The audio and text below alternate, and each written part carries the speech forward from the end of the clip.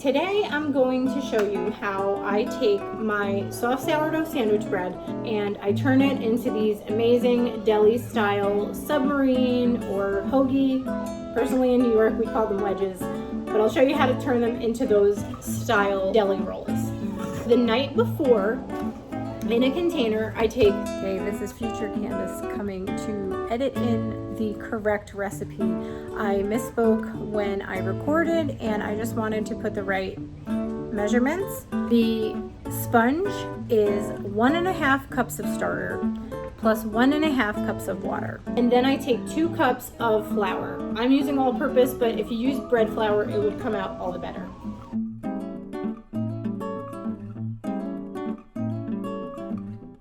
To your sponge or your levain, you're going to, in a pot, melt 3 tablespoons of butter, 3 teaspoons of salt, 3 tablespoons of brown sugar, and 2¼ cup of milk. You're going to take that and pour it right into the sponge or levain, whichever, to the starter. And you just want to mix it together really, really well. I'm going to transfer this into my mixing bowl now, and I'm going to try to get all, I don't know if you can see, I'm going to try to get all those good bits of starter out of here, just so we don't leave anything behind. That's good for now. Okay, now to this mixing bowl, you'd benefit from using a stand mixer in this recipe. You can opt not to, but you would probably have to add more flour to be able to knead it. And this recipe, whoops, this recipe calls for about 7.5 cups of flour. You can go up to 8.5 cups of flour. For some reason, it varies sometimes between person to person how hydrated your starter was to begin with. So I like to give a range from 7.5 cups to 8.5 cups.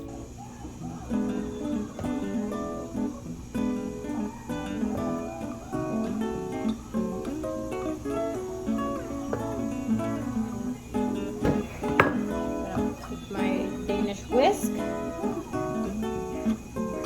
start mixing it together. Once it's incorporated, I'm going to put it into the stand mixer on low for about 8 to 10 minutes. You'll notice that the dough is very shaggy, and when it starts to come together even, it's going to look like it's too wet. You want to resist adding any flour to it if at all possible. If you see how that's sticking to the bottom, that's okay. And even if yours sticks more than that, that's also okay.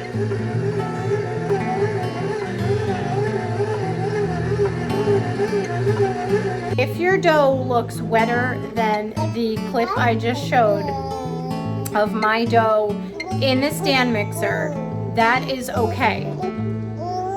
Hi. Obviously you don't want it to be too wet, but a little bit wetter than that is fine. If it's slack on the bottom of the mixing bowl, but it is forming a dough ball at the top, then you're fine.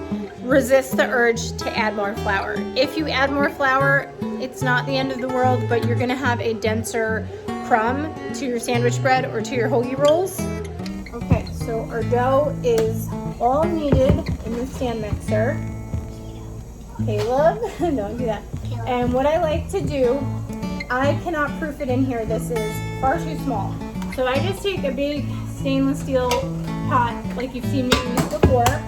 I'm going to oil it with just a little bit of coconut oil. Just because I feel like it comes out easier. I don't have to use the dough scraper to get it out. Okay, so we're just going to get the dough out of here. I should have got my dough scraper to do this, but it's fine. All these little bits and bobs. Okay, and what I like to do, you can do it on the counter, but I like to just fold it onto itself like you're doing stretch and folds.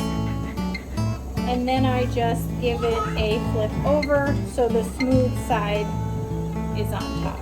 You can just knead it on the counter if you like. Sometimes I'll do a little bit of tuck and folds just to get it into a nice bowl. Now you want to cover this. This is why I like the pot, because it's really easy to proof your bread in. The lid fits and it keeps like the heat and the moisture in. So you can proof this bread anywhere from 6 hours all the way up to 8 to 10 hours. It might start to get a little overproofed if you push it to the 10-hour mark, but this dough is very forgiving. And if you want to shape it around hour 4 to 5, you can also do that too. To not confuse everyone, I'll just say check on it after 6 hours. That'll be the sweet spot. I also like to leave myself little notes in Sharpie on the glass lid on the pot that I proof my dough in. This is just a little cheat sheet for me. It tells me when I started. Your bulk proof starts after you've mixed all your ingredients and you put it in the pot.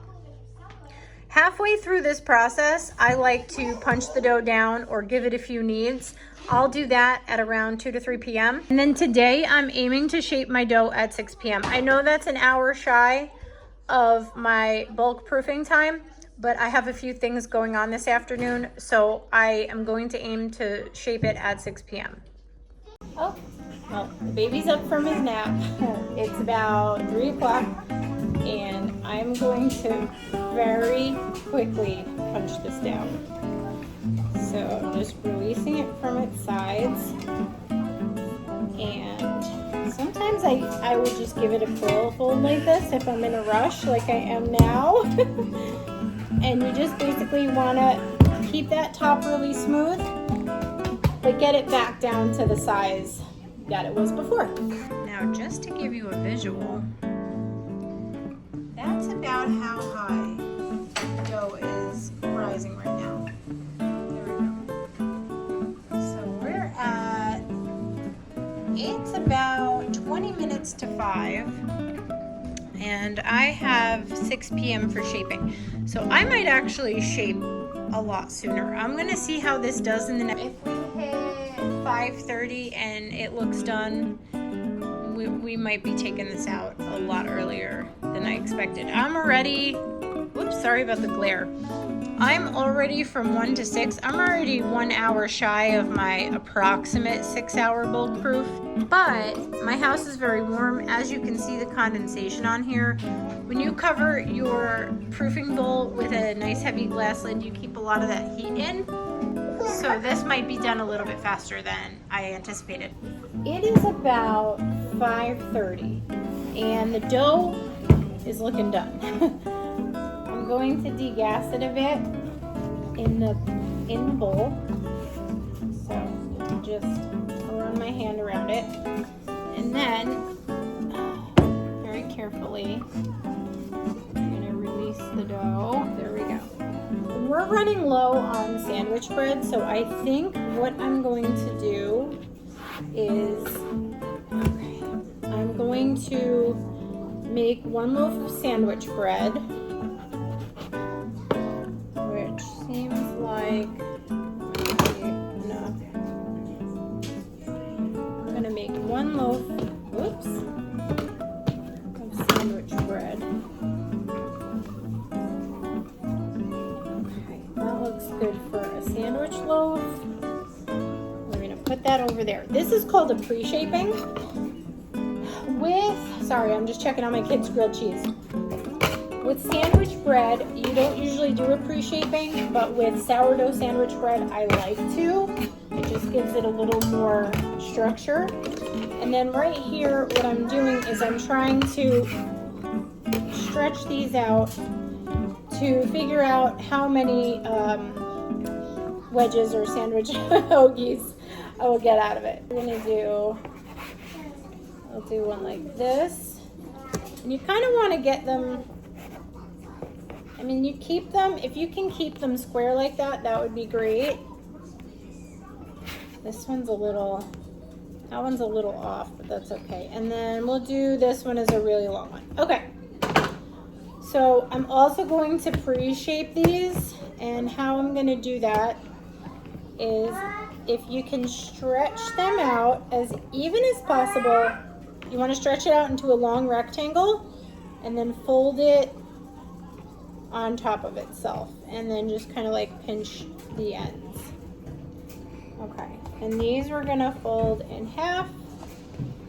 So you want to have like a short little rectangle there. So you're gonna fold it in on itself, fold it in half, and then hang on, honey. Yep, and then this one's, hold on, Luke. And then this one, sorry, my kids are all gonna, never fails when mommy's trying to shoot a video, but okay, so fold it in on itself and then fold it in half. So what I'm gonna do is I'm gonna let these rest now. So we're gonna let these rest. We're gonna cover these all up, and I will come back to them. I will come back to these in about 20 minutes or so. Okay, and just because it's lunchtime for the kids, yes, it's a late lunch. My kids were sick. We all had COVID this weekend. So we're doing a late lunch, but look at that. If you've never had a grilled cheese on homemade sourdough bread, this is your notice that you need to get on this. It's so good. It's been about 20 minutes. I'm gonna first shape my sandwich loaf. I have my buttered pan. I have my rolling pin. Just a little bit. So sometimes I will roll it out, and sometimes I will just pull it. Kind of like I've seen them do in bakeries. Yeah, I think we're good like this. This is how I shape sandwich bread, and kind of how we'll be shaping these wedges, hoagies, subs. I roll it over and then I push in. I'll tuck the sides in, roll it over, and then with my fingertips I will push in. You can see if I can get a better camera angle after I'm done with this one. I'm gonna push in, and then you want to flip it over and pinch the seams really, really well. This sandwich bread does have a tendency to blow out. If you've ever seen bread that doesn't look the shape, but the side of it kind of looks like it exploded a little bit, that's a blowout with bread. That does happen sometimes with this bread, so how I combat that is shaping it really, really well. Hopefully that was good enough. This is actually a little too big for the for the bread pan. This will be a nice, robust loaf. Now for what you came for. For the hoagie rolls, or deli rolls, deli style, submarines, wedges. Alright, so how I like to do this is similarly, I like to stretch this out as far as I can, because you want to get it really tight. The shaping is what makes the rolls or the wedges, the submarines come out good. You're gonna hear me just trip over my words the whole time. Let me see if I can show you this way. Okay. So you're going to flip and press, flip and press, flip and press, and so on and so forth. Okay. And then when you've done that, you kind of just coax it over, and then press it in, coax it over again, press it in.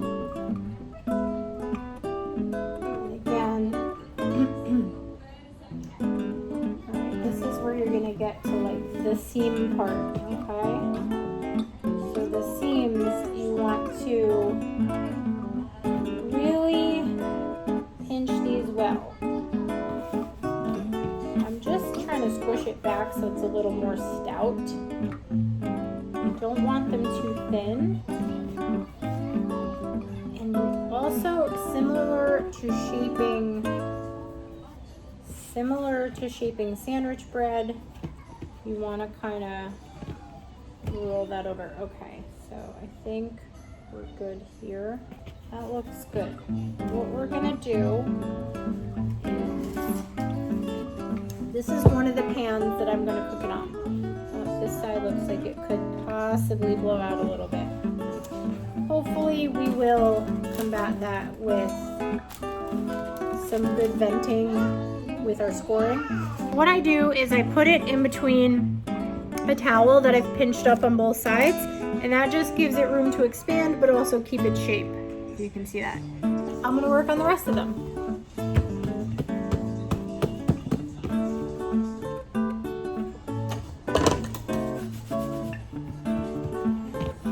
I think that one I did a little too skinny, so I'm gonna do this one a little more thick. Yeah, I'll do it about that size. Okay.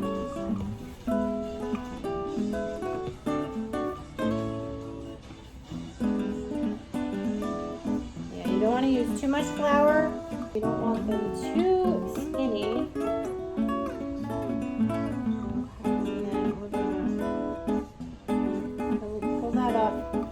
So how I deal with the seam is I try to pull it up and pinch it sometimes, because sometimes the seams are uneven, and the seams are where you're going to get your blowouts. So we'll see how I do with this one. Okay, so we're going to put that to proof. Yes, honey? Oh, those aren't new, honey. Those are old.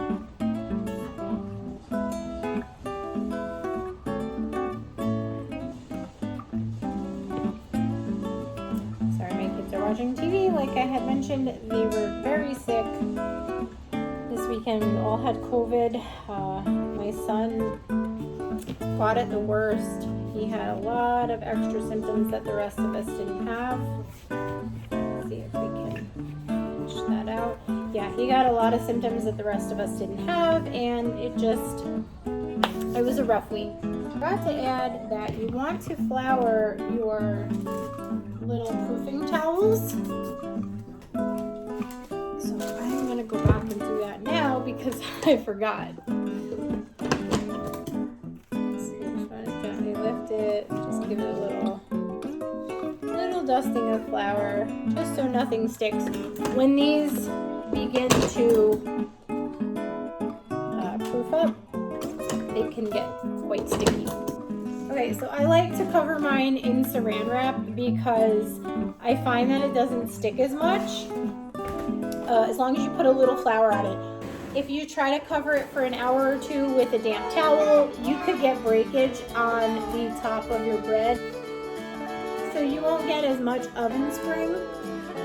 Or if you do it with like a dry towel, or sometimes I would use old like shower caps.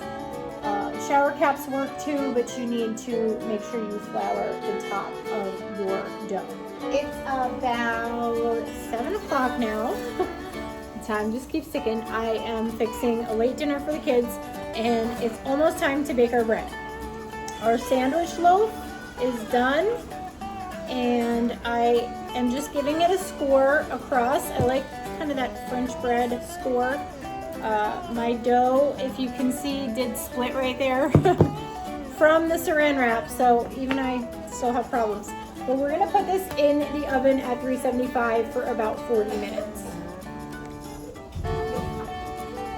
And for our sub bread hero hoagie roll, it's so interesting. So I looked up, if you look up online, long deli sandwich called a wedge, you will get articles that actually specify that wedge is very particular to Westchester. So Westchester, New York is where I grew up. And just like many other food lore and things that are specific to a region, a wedge, calling a long sandwich bread a wedge, is very particular to New York. Now, the problem I have is getting it off getting it off of this without degassing it. I don't have a pizza peel, so this is kind of tricky. Whoops, oh, there we go. That can be kind of tricky. Okay, so we want to make sure it's like that, and then we're gonna give it some scores across the top. Sorry, I'm also cooking dinner, so you probably hear that in the background. This will also bake for about 40 minutes. You can check on it. If it looks done before the 40 minutes, just go for it and take it out. These are the last ones.